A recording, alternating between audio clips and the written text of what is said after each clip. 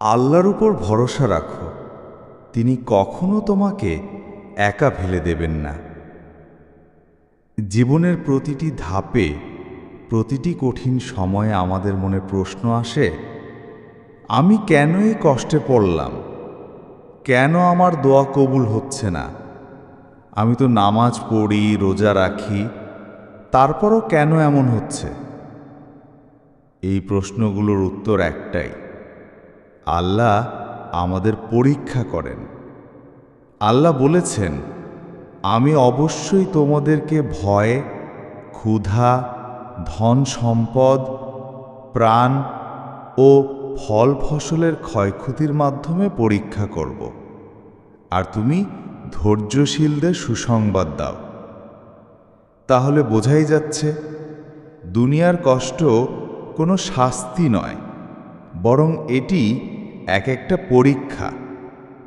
ঠিক যেমন শিক্ষক ভালো ছাত্রকে কঠিন প্রশ্ন দিয়ে পরীক্ষা নেন, তেমনি আল্লাহ তার প্রিয় বান্দাদের কঠিন পরীক্ষার মধ্য দিয়ে যাচাই করেন। অনেক সময় তুমি ভাবো, সবাই ভালো আছে, শুধু আমি কেন এত সমস্যায়? তুমি জানো না কার অন্তরে কতটা ব্যথা লুকানো আছে।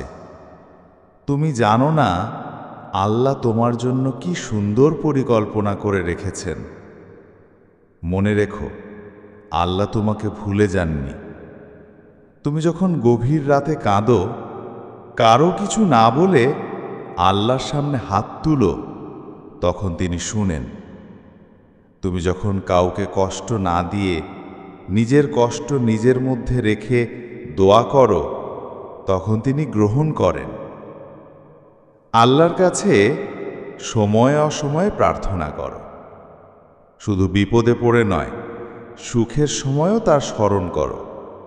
কারণ যে আল্লাহ বিপদে সাহায্য করেন, তিনি সুখেও সঙ্গে থাকেন। আর দোয়া কখনোই বৃথা যায় না। হয়তো এই দুনিয়াতে নয়, কিন্তু আখিরাতে প্রতিটি দোয়ার উত্তম ফল তুমি পাবে। তাই হতাশ হয়ো না। যে বান্দা আল্লাহর উপর ভরসা রাখে, তার পেছনে ফেরেশতা থাকে। তাকে আল্লাহ এমনভাবে সাহায্য করেন যা সে কখনো কল্পনাও করতে পারে না। তুমি শুধু সোজা পথে থাকো।